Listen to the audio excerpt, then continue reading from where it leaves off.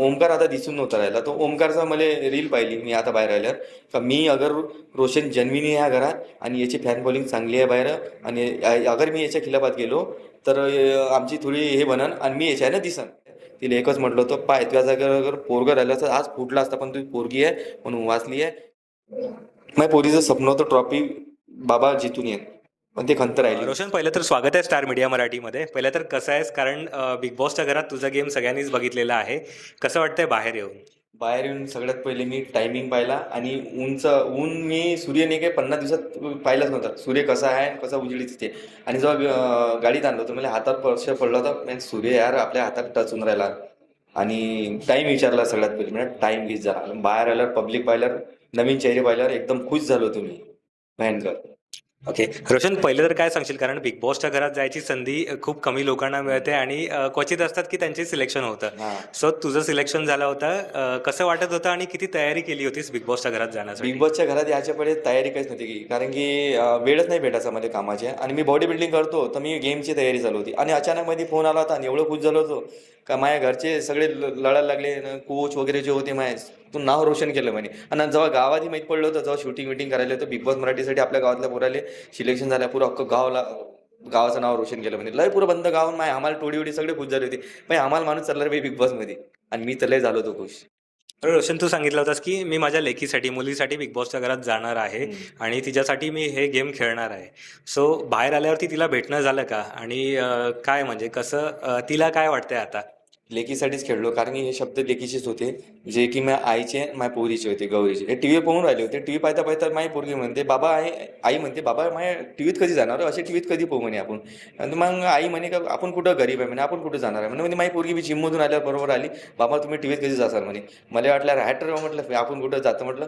पण नंतर म्हणजे तिची शब्द मला रुतली होती 2-3 वेळा, बाबा नाही तुम्ही जा. आणि तिचे शब्द मी पाळत नाही. आणि कारण माझ्यासाठी ती लक्ष्मी आहे, माझ्या घरी ते महालक्ष्मीचं रूप आहे ते. कारण की माझ्या घरी महालक्ष्मी बसते, त्या दिवशी तिचा जन्म झाला होता.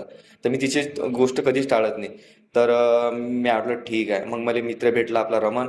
रोडीची तयारी केली. रोडीसून काहीच नाही झालं, तर मग बिग बॉस मराठीसाठी काहीतरी करायचं आहे. मग ते काही ऑडिशन द्यायला लागते, काय ते हे माहीत नव्हतं. पण पब्लिकचा सपोर्टच होता, बिग बॉस मराठीसाठी जाणार आहे. आणि मी बी तयारी थोडी चालू ठेवली होती, कसं काय करायचं. पण नंतर मग त्या तयारी कसं आहे, मी कामाची आहे ना, माझी तयारी होईनी. पण अचानक मध्ये जेव्हा फोन आला होता, एवढं खुश झालो होतो. पुरा परिवार, आणि मेन म्हणजे माझ्या पोरी जेव्हा म्हटलं तर मी बाबा आज टीव्हीवर चालले. आणि भाऊच्या टेजर म्हटलं होतं, पाय म्हटलं आई तोच म्हटलं तू म्हणे का टीव्ही गरीबाचा पोरगा कुठे जाणार, तोच गरीबाचा पोरगा तू हमाल. आणि गौरीला म्हटलं तर पाय त्या बापाच टीव्हीवर आहे. आणि एवढं छान वाटलं दिले का आज आल्याबरोबर सकाळी डोळे उघडले तर तेच दिसले मला, परिवाराचं उभा झाला होता माझ्या सकाळी. कारण मी काल रात्री मी नॉमिनेट झालो होतं, आणि त्याच्या बाद मी रूमवर जाऊन झोपलो. सकाळी यायला माहीत पडलं होतं का मी फोन लावला ते नॉमिनेट झाले, तुम्ही येऊन जा. तर मग हे आले, तर सकाळी डोळे उघडले तर मला परिवार दिसला होता माझ्या आला. बरं रोशन, बिग बॉसचं घर खूप डिफिकल्ट आहे सगळ्यांना समजण्यासाठी. आणि सामान्य घरातला माणूस तिथे जाऊन सर्वायवल सगळं करायचं होतं तिकडे, ते खूप कठीण होतं. खूप कठीण सो आहे. काय सांगशील की पहिल्या स्टार्टिंगला किती जड गेलं होतं तुला? पहिल्या स्टार्टले जेव्हा हप्ता होता ना, तो असं वाटते आम्हाला का 1 महिना झाला का तो हप्ता. सगळेजण हेच म्हणे. आणि फोनशिवाय आम्हाला तिथं फोनवर नव्हते ना, पण कोणाजवळ नव्हते ना, तर फोनची आदत बी नव्हती लागली. काय फोन फोन नाही पाहिजे, हा लागला बॅटऱ्या माईक हे जे गोष्टी होती याच्यावर लक्ष होतं आमचं. पण फोन जो तो विसरलो होतो आम्ही.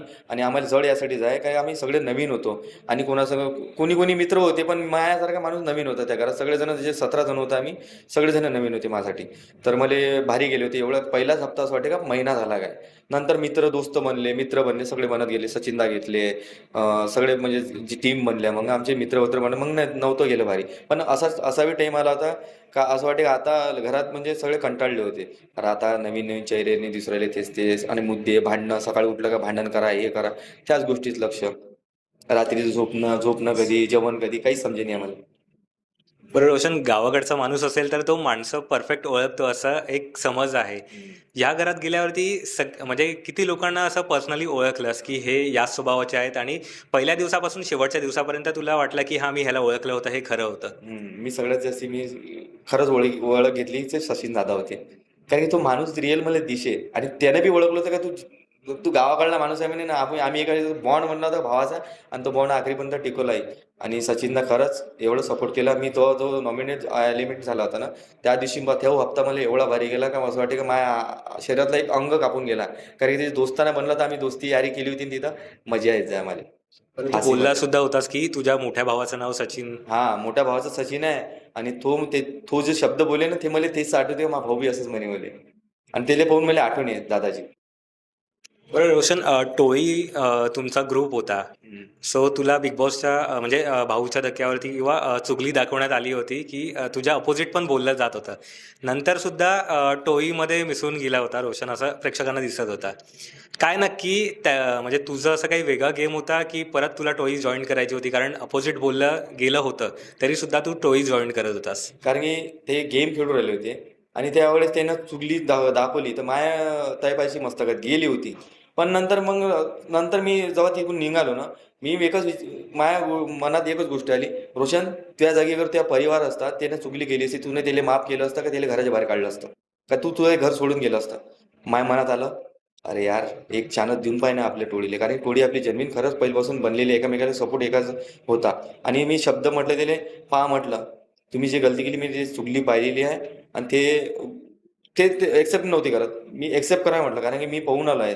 नंतर ते म्हणे, हा म्हणे बोललो आहे म्हणे आम्ही मागं, पण पहा म्हटलं तुमची गलती जी आहे एक्सेप्ट करा, आणि हे माफ करणार आहे म्हटलं मी. कारण की मी म्हटलं असाच माणूस आहे, मी साधा माणूस आहे, आणि मी असं नाही का एकटा बी खेळू शकतो. पण म्हटलं सध्या तुमच्याकडे नाते जुळले आणि तुम्ही नात्याला असं असं उल्लंघन न करू. हा, एकटे मी तुमच्यासाठी जेव्हा घरातले 4-5 जण राहू एकामेकाच्या खिलाफत झाला त्यावेळेस कळा म्हटलं तुम्हाला काय करायचं. पण सदस्य आहे आता आपली टीममध्ये, अगर कुठं असाल तर समोरचे फायदा भेटणार, समोरचे फायदा घेणारच होते. तर मी ते शब्द म्हटलं, मी तुम्हाला चान्स देतो, माफ करतो, पण याच्या वाची गलती मी माफ नाही करणार, माझ्या मन नको तोडू म्हटलं. आणि ते खरंच पाळलं त्यानं, आणि मी तोडीने तोडले, मी परिवारासारखं मानलं आहे त्या घराले. आणि मी खरंच जे की तिथं रिअल होतो, परिवारासारखं कुणासंग भांडण नाही करायचं, जिथं बोलायचं आहे तिथंच बोलत, जिथं मुद्दा बोलायचा आहे तिथंच करू. टास राव काही राव, टासमध्ये बी गद्दारी नाही करायचं, टास ज्याचे बी इकून खेळले मी त्याच्यासाठी 100% होतो. रोशन, तुला कधी असं वाटलंय का की टोळीची लिडरशिप विशाल करतोय? कारण बिग बॉसच्या घरातून बाहेर आल्यानंतर बऱ्याच स्पर्धकांचे आम्ही सुद्धा इंटरव्ह्यू घेतले होते.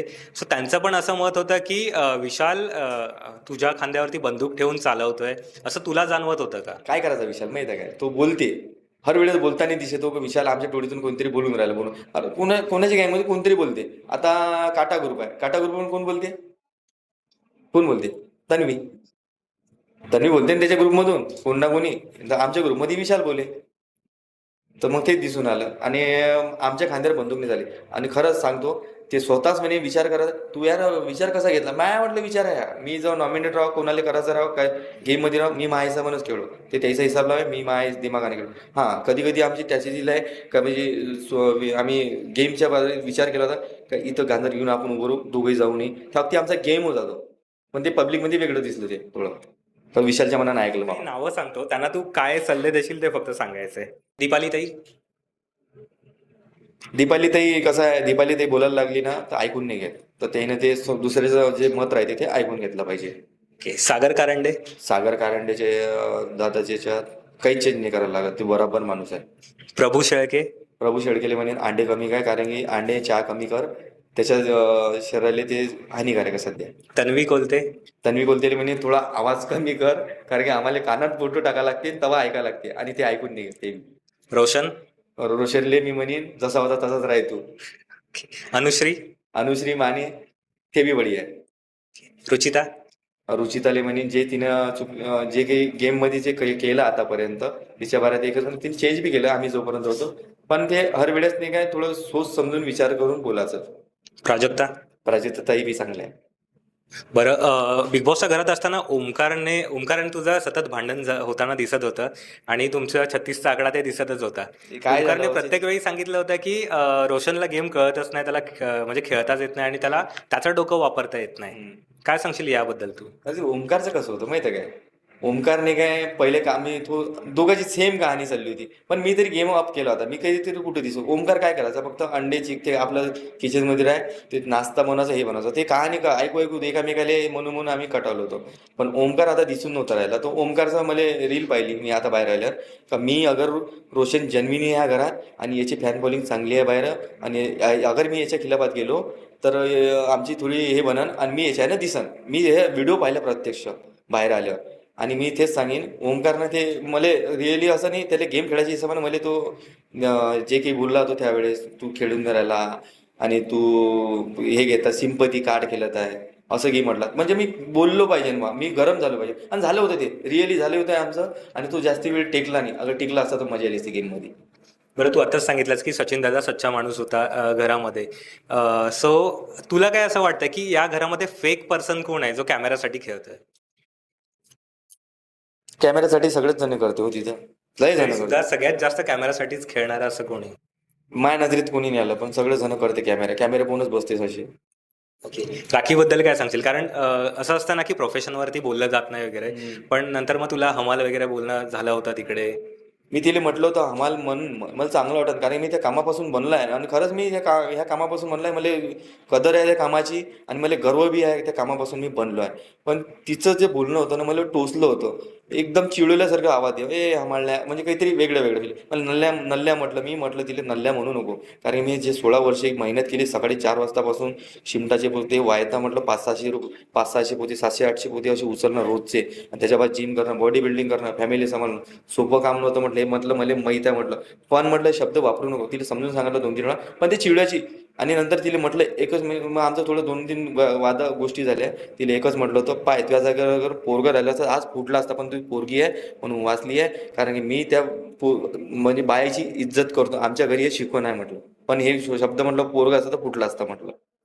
रोशन दादा, कुठली खंत राहिली, कारण बिग बॉसच्या घरातून आता बाहेर आलात तुम्ही, कुठली अशी खंत राहिली की ती बिग बॉसच्या घरात असताना पूर्ण व्हायला पाहिजे होती असं तुम्हाला वाटत होतं?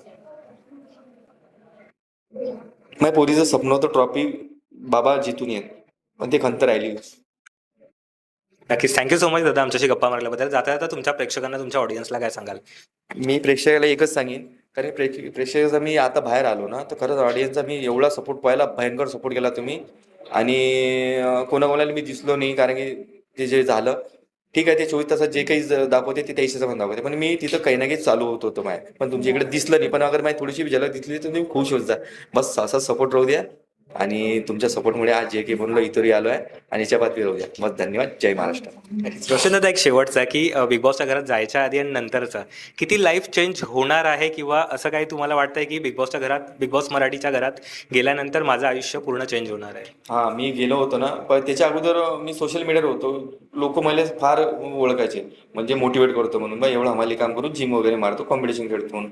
पण आता बिग बॉस मराठीच्या घरातून वेगळी एक पर्सनॅलिटी मिळाली आहे. बिग बॉसनं जे मला दिलं नाही, मला असं वाटे नाही यार, मी का आम्हाला करता करता बिग बॉस एवढ्या महाराष्ट्राचा नंबर 1 शो आहे इथे येईन. पण मला जे पर्सनॅलिटी दिलेली आहे, जे काही शोमध्ये भेटलेलं आहे, बिग बॉसचं मी धन्यवाद म्हणतो, आणि पब्लिकचा धन्यवाद, कारण की तुम्हीचा सपोर्ट नसताना तर आज मी या घरात नसतो. खरंच तुमचे खूप काही धन्यवाद मानतो.